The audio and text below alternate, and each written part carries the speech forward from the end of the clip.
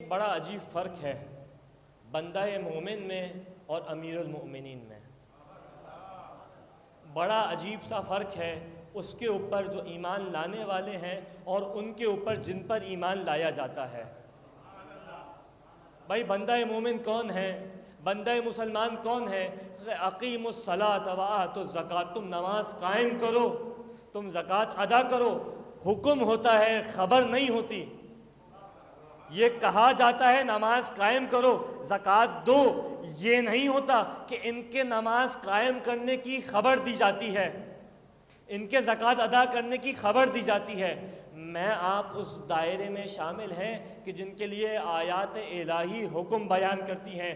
یہی فرق ہے بندہ مومن میں امیر المؤمنین میں، کہ بندہ مومن وہ جس کو حکم دیا جائے، امیر المؤمنین وہ کہ جس کے فعل کی قرآن خبر دے کہ تم وہ ہو کہ نماز قائم کرو، اور یہ وہ ہے جو نماز قائم کرتے ہیں.